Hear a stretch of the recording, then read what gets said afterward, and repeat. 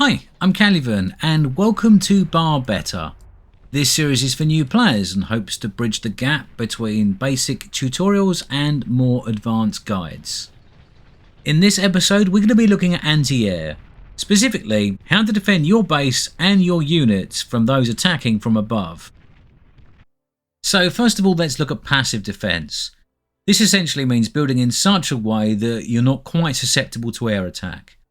If we look at the base in the top compared to the base in the bottom, they've both got exactly the same components, but the one on the top takes a lot longer to damage from the air. This essentially means you've got more time to react, and more importantly, if you're in a team game, it gives you more time for your air player to react.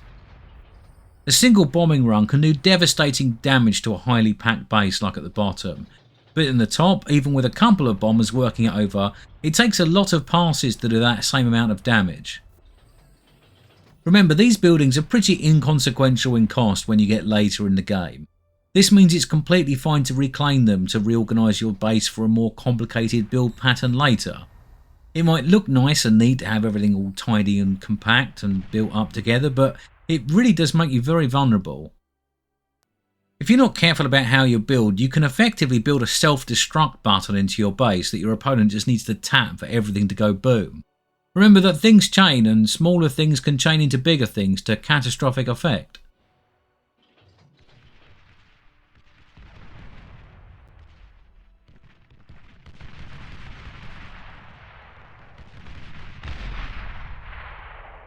That is an extreme example, but I have seen very similar in live games. Now let's look at something a little bit more realistic. If you build your base like this, there's very little that your air player can do before everything goes boom. If they can't manage to intercept the bombers before they get there, then even having a couple of anti-air guns yourself is not going to make any difference. This base has a similar power level. However, it's avoided going straight into APHIS, which does give it a lot more resiliency earlier on in the game. Now, a bombing run did do quite a lot of damage, but it's not completely catastrophic and you can definitely recover from something like this. You may have lost your construction turrets, but they can be rebuilt. More importantly, most of your energy generation is still online, as are your advanced energy converters. If you need a small amount of anti-air defense, perhaps against a few gunships or maybe a couple of bombers, nettles and thistles are perfectly adequate. Their DPS isn't amazing and they've got very low health, but if you build a few of them and spread them out a little bit, they'll do the job quite well.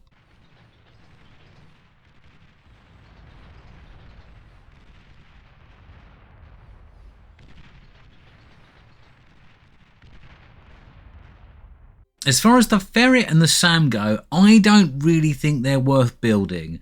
The ferret's cost compared to its DPS and range is just too low, and I don't think the fact that it can hide and stealth is really any use whatsoever. So if one or two nettles won't do the job, I think it's far better just to build 4 or 6 nettles than it is to build a ferret. The core version, the SAM, is actually a bit better, mainly because it's got a serious amount of health and higher DPS than the ferret, despite being cheaper. Essentially, for the ferret, you're really paying for the cloaking ability, which I think doesn't really offer you anything much in the way of bonus. So if a handful of thistles won't do the job, I think it's maybe worth putting a SAM down. If you need anything more than half a dozen nettles, thistles or a single SAM, it's best to go for a chainsaw or an eradicator. As well as having a huge amount of damage, they're also incredibly resistant to attack, which means it's really hard for your enemy to knock them down with gunships. If we look at the nettle and the thistle, we've got a range of 765. Now the ferret and the SAM have got a bit more, they're both 840, but it's not much of an increase. However, the chainsaw and the eradicator have got 1125. Now obviously on paper that's about a 50% increase over the smaller ones, but because this is area rather than just straight distance, that actually works out that they've got double the amount of coverage than these smaller anti-air has. This additional range means that they're also self-supporting, so normally you can cover quite a lot of front with 2 of them, and with any area in the middle you should be able to hit planes with both of them at once, giving you a lot of DPS. Chainsaws and eradicators are also pretty strong against gunships. Their highest single target DPS makes short work of them, and their increased health means it's going to be very difficult for the gunships to try and quickly nuke them down before focusing on other targets. They're also pretty good against something like dragons. Again, their high health makes them somewhat resilient to the dragon's damage, and their high single target DPS makes short work of them, with the defences only losing a single unit before all 3 dragons were destroyed. Now when it comes to static versus mobile defence, the static is always better. This shouldn't be much of a surprise to you. It's simply a case that with the mobile units, some of what you're paying for within the cost is the fact they can move. But with the static units, everything you're paying for is firepower. So if you're building anti-air defence, only use mobile units to protect your other mobile units. If you're protecting a static position, then always build static defences. Now occasionally there's an exception to this rule. If you've got a lot of intel and you know where your opponent is going to strike, then occasionally it can be a good idea to use mobile defences. It essentially means you can move all of them to the right position. But you really need a lot of intel to make this happen because air units tend to move very fast and land units don't, and as such it will be quite exceptional circumstances that this will pay off. Now if you do need to get a load of anti-air up, the best thing to use are the combat engineers, which for ARM are called consuls and they're available from the advanced vehicle plant, and for a Cortex they're called twitchers and they're available from the advanced bot lab. Now, as well as having a decent amount of build power, these are very fast to move around, and also have got quite a lot of nice defensive options. So if you want to get a load of anti-air up quickly, I really think that consoles and twitchers are your best option. Now, when it comes to mass anti-air defenses, there's really no substitute for the flat gun. It's got a huge amount of damage, a huge amount of AoE, and when there's lots of units clustered together, it does an absolutely massive amount of damage. No matter how good the tier 1 defences are, they really start to struggle when they're dealing with masses of targets. This is understandable, and if you think about it, it's no different than ground units. If you've got a couple of tier 1 ground defences and you swarm them with 20 or 30 targets at once, they'll get absolutely overrun, and this is no different than the anti-air defences.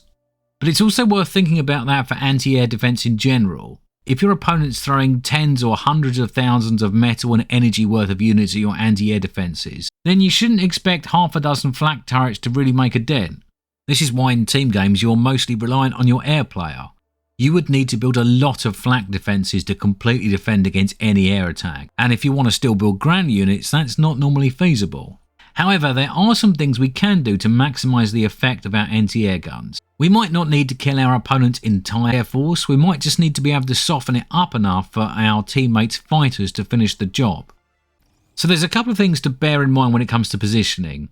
Firstly, it's quite important to spread out your anti-air guns. Now there's a couple of reasons for this. The first one is the flanking damage multiplier. Just like with any ground unit, if a unit's being attacked from more than one side, it takes additional damage. This is just as true with air targets as it is with ground targets. And as such, by spreading out our anti-air defences, we actually do more damage. I see quite a lot of players putting their flak guns in little sections of 6 like this, but this isn't always a good idea. First of all, it makes them vulnerable. An attack like this is going to shut off your flak guns for half a minute. Now that's going to be absolutely devastating if there's any bombers on the way. Secondly, by clumping them all together like this, you don't get that lovely flanking bonus, which means they'll effectively do less DPS against bombers. If we spread our flak guns out, they'll do a lot more damage and we're a lot less susceptible to other forms of attack. However, as you've just seen, there's a problem. Bombing waves are very unpredictable, and exactly how the bombers are clumped up makes a massive difference to the amount of damage you do. This means that you need to give your flak guns a lot more time to work on their targets, and even by spreading them out, you're still going to run into problems. It's really not a good idea to put the flak defences next to the units you're trying to protect. If you think about it, this is exactly the same for ground defences. We don't build our defensive structures right next to our base, because by the time they're engaging the enemy, that enemy is already firing away at our important structures. What we do instead is we build our defensive structures near the front line, because that way they stop the enemy before they get anywhere near our base. And if they try and just run through those defences and ignore them, then those defences can do a lot of damage. You need to think about anti-air defences in exactly the same way. This means not placing our flak guns so close to our defences, but instead nearer the front line. If we think about the bombers coming in from this direction, they don't start attacking here, they actually start dropping their bombs somewhat here. So if you do decide to build your flak guns here, and we look at their range, then you're only actually using half of the range of the flak gun, because by the time they get to the flak gun, they're already dumping their bombs out, so all of this coverage at the back is doing nothing. So let's try a nice wave of 12 or so bombers on a defensive position like this. We've made sure to spread the bombers out in a half decent way, and as we can see, the flak guns do quite a lot of damage, but there's plenty of bombers to get through and everything should go boom. Now let's have a look at what the same number of bombers does against our better designed position. What we've done here is given our flak guns a lot more opportunity to do damage, and we'll see how that pans out.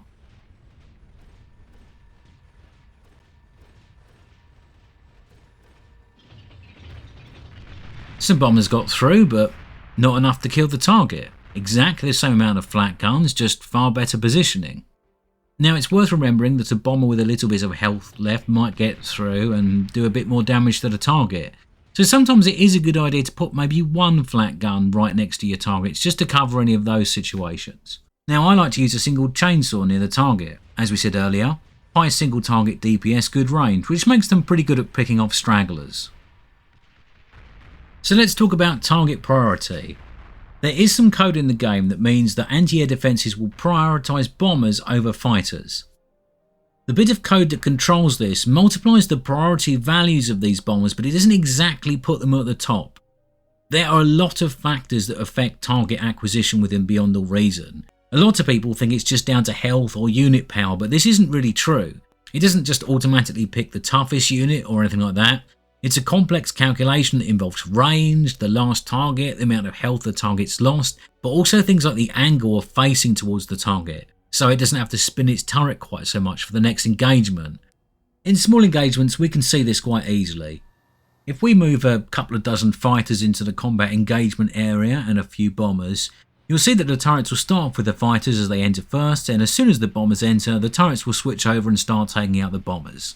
They'll do this quite reliably, and although you might see a couple of fighters die, the bombers will normally go down first. This doesn't mean that moving fighters in to cover your bombers is useless. Obviously, if a unit is already shooting at a fighter, it will probably keep shooting at that fighter until that fighter's dead. This effectively means they might be on cooldown or facing the wrong direction when the bombers come into range. This can give your bombers an extra second or two to get to their bombing target before they get shot down. However, this calculation tends to go very strange when you're dealing with a lot of fighters. Turrets will get very confused by masses of enemy, and the whole targeting the bombers thing doesn't always work. Sometimes they will, sometimes they won't, but generally if there's a lot of fighters and bombers, you'll often see some of both getting killed. The only thing you can sometimes do to help is to leave some of your anti-air defences, ideally the high damage ones, on hold fire. When you see the bombers enter the range, you can then flip them onto fire at will, and they should pick up the bombers first because they're now all in range and they won't get confused by the massive amount of fighters circling around. This doesn't always work, but it can work. It's another good use for chainsaws. Obviously you've got to be paying attention, but it can pay dividends. Okay, I think we'll wrap that up for today, but just remember, if you're being assaulted by a massive air armada that consists of some 50,000 metal and 2.5 million energies worth of fighters and bombers, don't expect to be able to fend it off by a couple of thousand metals worth of anti-air defences. It might seem that these air armadas are impossible to take down, but that's normally because you're not building enough anti-air defences for the task at hand. If you were to spend the same sort of money on anti-air defences, then this force would be absolutely crushed. Well, if you enjoyed this video, click the like button. If you've got any questions, leave them in a comment or on the Discord and I'll do my best to get back to you. And as usual, if you want more of this sort of thing, then subscribe to my channel and I hope to see you back for the next one.